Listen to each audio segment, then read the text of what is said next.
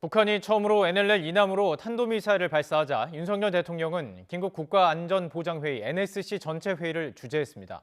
윤 대통령은 북한의 도발을 실질적 영토 침해 행위라고 규정했고 NSC는 국가 애도 기간에 감행된 건 인륜과 인도주의에 반하는 것이라고 비난했습니다. 취재기자 연결합니다. 박소정 기자. 네, 용산 대통령실 브리핑룸입니다. 윤 대통령이 직접 NSC 회의를 주재했습니다. 그만큼 이번 북한의 도발을 심각하게 보고 있다, 이런 의미겠죠? 그렇습니다. 북한이 북방 한계선 이남으로 탄도미사일을 발사한 것으로 확인되자 윤석열 대통령은 즉시 NSC 긴급회의를 소집하고 직접 주재했습니다. 전체 회의를 윤 대통령이 직접 주재한 건 지난 5월 25일 북한이 ICBM을 포함해 여러 미사일을 이른바 섞어 쏘기 했던 그때에 이어서 취임 이후 두 번째입니다. 그만큼 심각하게 보고 있다는 얘기인데요. 윤 대통령은 무엇보다 이번 도발이 분단 이후 처음으로 NLL을 침범해 자행된 미사일에 의한 실질적 영토 침해 행위라고 규정했습니다.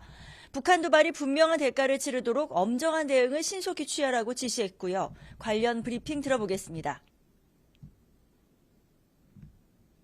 NLL을 침범하여 군사적 도발을 감행한 것은 2010년 11월 연평도 포격 도발이며 탄도미사일 발사를 통한 NLL 침범 도발은 이번이 처음입니다.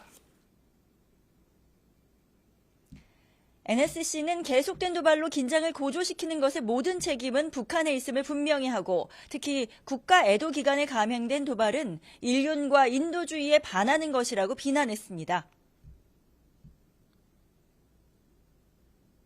북한이 유엔 안보리 결의 및 9.19 군사 합의를 위반하여 도발하고 있음을 강력히 규탄하며 특히 이번에는 우리의 국가 애도 기간 중에 사행했다는 점에서 매우 개탄스럽게 생각합니다.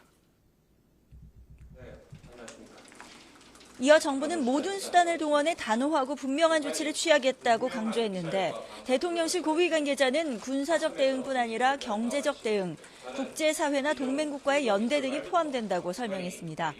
이와 함께 한미연합훈련은 대북 억지력을 강화하기 위해 앞으로 계속해 나갈 것이라고도 설명했습니다.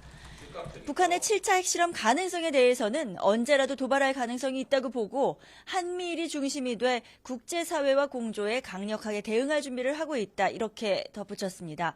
한미 확장 억제 방안에 대한 질문에는 최종 결론이 나지 않았다면서도 미국이 제공하는 확장 억제가 신뢰도와 구체성 면에서 미흡한 측면이 있어 획기적으로 재고시키는 방안을 강구하고 있다고 답했습니다. 지금까지 용산 대통령실에서 YTN 박소정입니다.